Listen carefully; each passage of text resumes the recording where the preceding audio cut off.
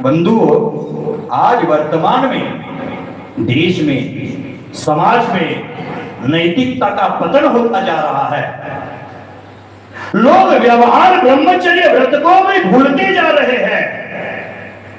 आज का मनुष्य वासना की दृष्टि से देखा जाए तो पशु से भी गया गुजरा बन रहा है, पशु से भी हीन बनता जाता है, जिसे उचित अनुचित का विवेक नहीं है। आज समाचार पत्रों में बलात्कार, अपहरण जैसी खबरें प्रकाशित होती है। जहां धर्म परायण देश, जहां धर्म परायण समाज में ऐसी खबरें सुनने को मिलती है तो मन अंतरंग से दुखी होता है, मन आहत हो जाता है। आज का मनुष्य विषयों का इतना अंध बना है कि उसे पराई स्त्री में मां, बहन, बेटी दिखाई नहीं देती है।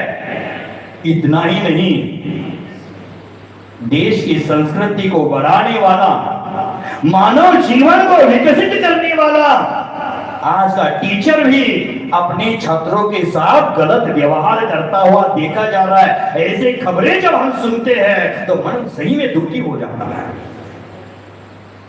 जिस टीचर को, जिस गुरु को देवता माना जाता था, जिस शिक्षक को देवता माना जाता था, जिनको रक्षक माना जाता था, वो आज भक्षक बनता जा रहा है। जब कल तक गद्दार थे वो हमारे कर्णधार बन रहे हैं। आज वर्तमान में भ्रष्टाचार को ही शिष्टाचार माना जा रहा है, अत्याचार ही शिष्टाचार बन रहा है। अनैतिक से व्यवहार करने वाले ही आज वर्तमान में हमें नीति का पाठ पढ़ा रहे हैं। कितनी दुख की बात है। देख लेना, गुरु पूर्णिमा के दिन एक बहुत बड़ा नेता गुरुजी से मिलने गया, गुरुजी के चरण को पकड़ लिया। अब गुरुजी सोच में पड़ गए, अब ये मेरा छात्र आया है, लेकिन ये छात्र अब बड़ा नेता है, मंत्री है। अब उस समय गुरुजी उसको हाथ जोड़ते हैं और बोलते हैं, बेटा माफ कर देना, मैंने बहुत बार तुझे स्कूल से बाहर निकाला था, मारा था, पीटा था, तू पढ़ाई नहीं करता था, मुझे माफ कर देना। तो टीचर को शिष्य छात्र कहता है, गुरुजी आपने मारा था वही अच्छा था, आपने स्कूल के बाहर निकाला था वही अच्छा था। अगर मैं स्कूल में पढ़ता लिखता तो बड़ा डॉक्टर, इंजीनियर, वकील बन जाता। आपने स्कूल से बाहर निकाला तो आज मैं देश का शिक्षा मंत्री बनकर बैठा हूँ। माने जो पढ़ने लिखने में कमजोर है वो आज शिक्षा मंत्री बन करके देश की शिक्षा के सूत्रों को हाथ में ले रहा है। ऐसी विचित्र स्थिति आज देखी जा रही है।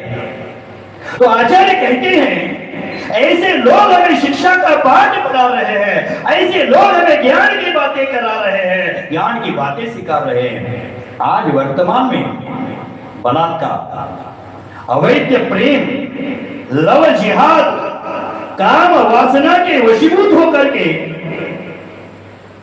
मनुष्य अपने कुल की गरिमा को भूलकर घर से भाग रहा है। ऐसी जो घटनाएं घटती हैं उसके पीछे मात्र काम भोग की, विषय वासना की तृप्ति ही लक्ष्य होता है। बंधु, यहाँ युवतियां प्रवचन में कम संख्या में हैं, लेकिन अपने अपने घर में जाकर उनको बोल देना कि लव के पीछे लगते हैं।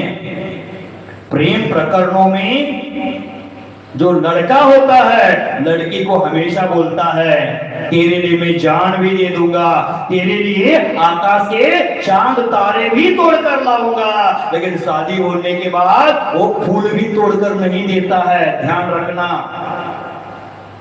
वहां मात्र जिंदगी बर्बाद हो जाती है और बर्बादी के सिवा कुछ नहीं होता है। तो घर से भाग गई थी तो माता पिता के घर के दरवाजे भी बंद हो गए हैं और वहां पीड़ा हो रही है, जिंदगी उसकी नरक सदृश बन जाती है। इसलिए सोच समझकर कदम उठाना। जितने भी बलात्कार है, अवैध प्रेम है, लव जिहाद जैसे प्रकरण है, उसके पीछे मात्र विषय वासना भरी है। हमारी कुल की गरिमा हम भूल गए हैं। तो आचार्य भगवान कहते हैं, वासना की पूर्ति के लिए व्यक्ति न जाने क्या क्या करता है। जिंदगी भर के लिए एक क्षण की भूल करता है और जिंदगी के लिए गुनाहगार बनकर जीवन जीता है। पत्नी के सामने जाता तो सिर झुकाकर बैठता है, सिर झुकाकर खड़ा हो जाता है। पहले कहा जाता था सिर कटाएंगे लेकिन सिर झुकाएंगे नहीं, लेकिन आज की स्थिति बदलती जा रही है। बंधुओं, आज वर्तमान में जितनी लंपटता हमें सिनेमा, टेलीविजन के साथ साथ मोबाइल, इंटरनेट के कारण हमारे जीवन में विकारों का प्रचलन बढ़ता जा रहा है। अगर इससे बचना है तो हमारे जीवन में ब्रह्मचर्य व्रत का पालन करना अत्यंत आवश्यक है। ध्यान रहे, यदि पैसा हमारे पास से निकल जाए, पैसे की कमी हो जाए तो कोई कमी नहीं है, स्वास्थ्य की कमी हो जाए तो कोई कमी नहीं है, लेकिन जिस दिन अपने जीवन में चारित्र की कमी हो जाए तो समझना हमारी बहुत बड़ी कमजोरी है। जीवन में चारित्र का स्थान सर्वोपरि है। विषय के सेवन से चारित्र में कमी आती है। कामातुर व्यक्ति है, अपने मन को वश नहीं कर पाता है, उसकी बुद्धि भ्रष्ट हो जाती है, जानवर जैसा व्यवहार करने लगता है और माता बहन पुत्री आदि का भेद न करके जानवर है सबको एक समान मान करके अपने विषयों की पूर्ति उसमें कर देता है। उसी प्रकार आज का मनुष्य भी जानवर जैसा हो गया है।